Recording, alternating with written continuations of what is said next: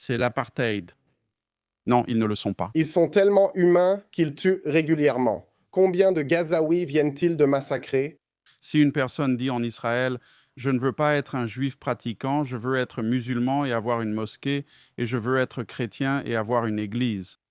Peux-tu aller aux Émirats arabes unis ou dans n'importe quel État du Golfe et dire, je ne veux pas être musulman, je veux être chrétien ou je veux être juif et je veux ouvrir une église ou une synagogue? Non. Regardez ce qui se passe lorsque Piers Morgan et son invité essaient de débattre avec Victor Davis Hansen à propos d'Israël et de la guerre en Iran. Regardez. Et plus cela dure, plus j'ai du mal à comprendre en quoi tout cela a du sens pour le président Trump, politiquement, économiquement et surtout dans le contexte des élections de mi-mandat. Alors expliquez-moi ce qui m'échappe. Quand vous dites plus longtemps, il faut comparer. Barack Obama a bombardé 7 mois sans l'accord du Congrès, ciblant des objectifs à double usage. Bill Clinton a bombardé la Serbie pendant 72 jours. Il a démantelé tout le réseau électrique pendant des jours entiers. Il a bombardé tous les ponts sur le Danube. Donald Trump n'a pas voulu faire cela parce qu'il est convaincu qu'à un moment donné, il y aura une résistance et il ne voulait pas détruire leur infrastructure. Cela aurait peut-être accéléré les choses. Cela dit, il y a beaucoup d'inconnus connus. Nous ignorons certains aspects car ce n'est pas une guerre terrestre, en raison des mésaventures des États-Unis en Afghanistan et en Irak. Dès le départ, il n'y aurait pas de troupes au sol. Cela signifiait pas de journalistes embarqués, pas de véritable évaluation des dégâts infligés. Mais il faut reconnaître, Pierce, que lorsque cette guerre sera terminée et que les gens iront là-bas et regarderont l'armée et ce qu'elle était, ce sera une perte dévastatrice pour eux et cela aura été très asymétrique. Tu peux, je veux dire? Je veux dire, écoute, comme je te l'ai dit, je pense qu'il n'y a aucun doute que les armées américaines et israéliennes ont infligé d'énormes dégâts à l'armée conventionnelle iranienne. Je suis d'accord, ce sera incomplet s'ils ne peuvent pas certifier que l'uranium est inutilisable pour une arme nucléaire.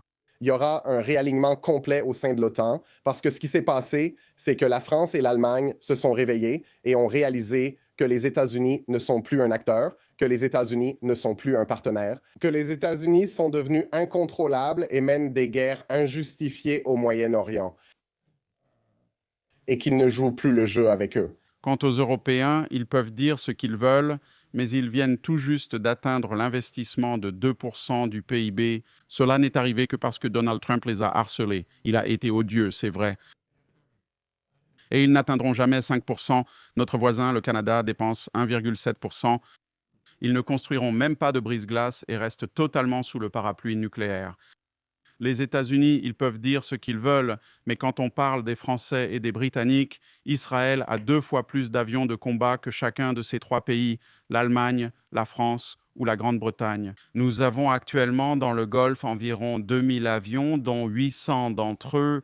Israël possède ce matériel parce que la France, la Grande-Bretagne, les États-Unis et l'Allemagne le leur fournissent. Ils n'auraient pas ce matériel s'ils étaient seuls.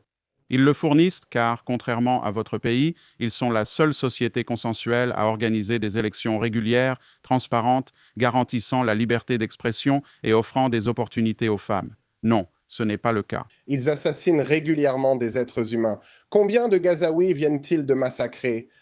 Je peux vous le dire maintenant. Je peux vous le dire tout de suite. Je suis en Cisjordanie à chaque instant où nous parlons. Vous allez rester assis ici et vous allez me dire tout de suite qu'en Israël, si quelqu'un dit « je ne veux pas être un juif pratiquant, je veux être musulman et avoir une mosquée, et je veux être chrétien et avoir une église », pouvez-vous aller aux Émirats arabes unis ou dans n'importe lequel des États du Golfe et dire « je ne veux pas être musulman, je veux être chrétien ou juif et ouvrir une église ou une synagogue ». Non, ce n'est pas possible. Cela n'a rien à voir avec un génocide. La question, c'est pourquoi? Je ne dis pas que l'incapacité de se convertir de l'islam à une autre religion signifie qu'il est acceptable de massacrer des Arabes et qui d'ailleurs... Là-haut, je ne vais pas discuter. Je ne vais pas prétendre qu'Israël est la seule société transparente. C'est la seule société transparente et consensuelle. Je ne vais pas entrer dans un débat parce que quiconque s'en tient aux faits sait qu'Israël est transparent. Il y a des élections programmées, il y a la liberté d'expression, les femmes ont tous les droits, et il n'y a pas de liberté d'expression. Victor, je voulais te poser une question par curiosité, car j'ai souvent eu ce débat ces derniers temps. Pourquoi Israël n'est-il pas obligé d'être transparent sur sa capacité nucléaire en ce qui concerne la possession d'armes nucléaires? Il possède 170 armes nucléaires. Il n'en a jamais reconnu l'existence. Ce n'est peut-être jamais officiel, mais tout le monde sait que c'est permis. On en parle tout le temps. Il possède 175 armes nucléaires.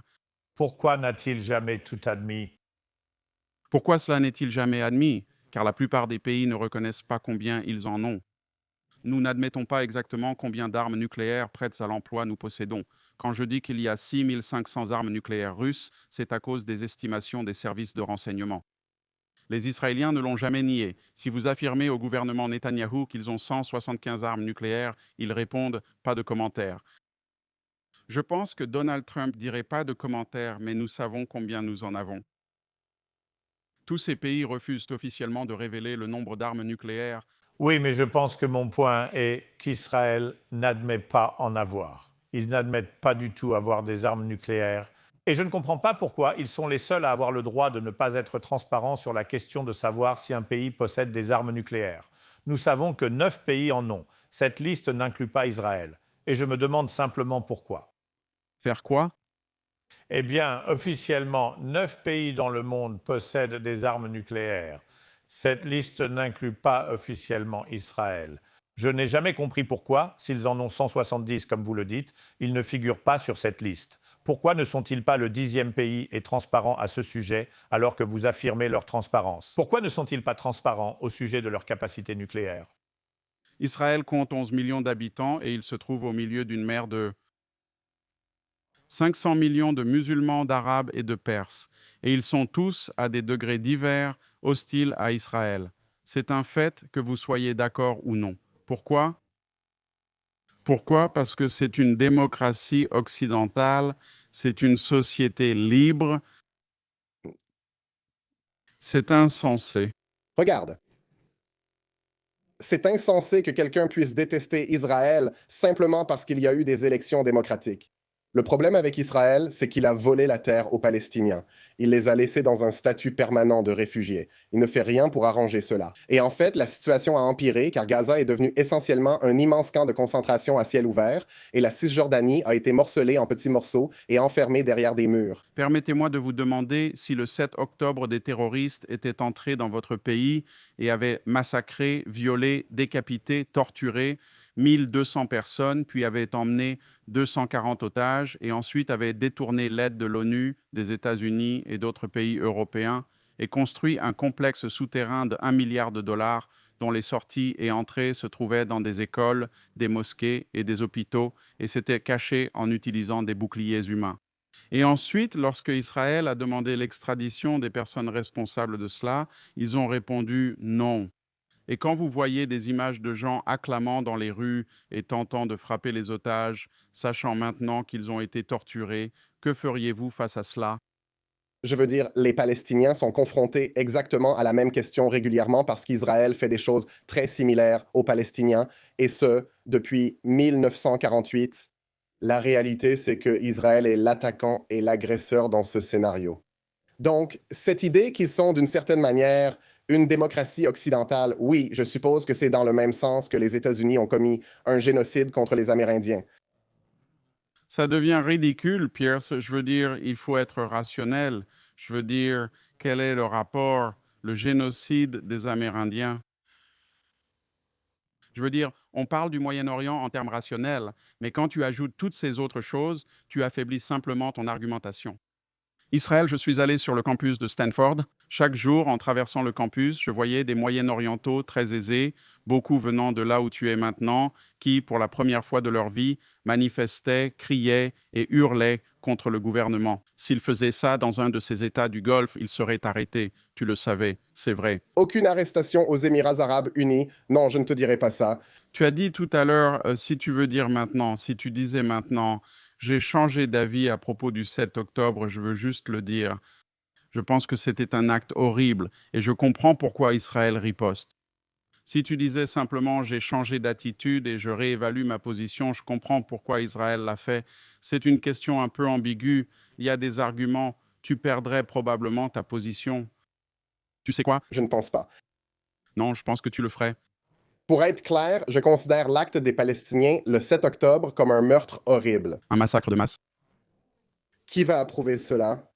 Mais la réponse d'Israël était bien pire, à un autre niveau.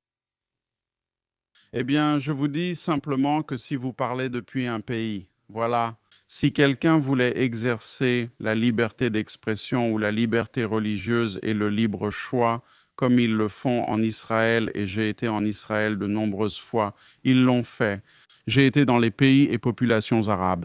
Eh bien, comme Vous savez, malheureusement, ce que je veux dire, Mais malheureusement, nous manquons de temps. J'ai diffusé mon émission Sans censure dans tout le Moyen-Orient ces 2 dernières années, abordant tous ces sujets et exprimant des opinions très fortes. Et personne n'a essayé de me censurer, personne ne l'exprime. dans ces pays, en tant que citoyen, ce serait impossible. Vous le savez.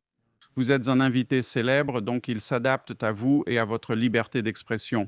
Mais avez-vous déjà reçu un citoyen de l'UA et de l'Arabie saoudite qui, tout en vivant dans ce pays, soit venu dans votre émission critiquer et attaquer ce gouvernement?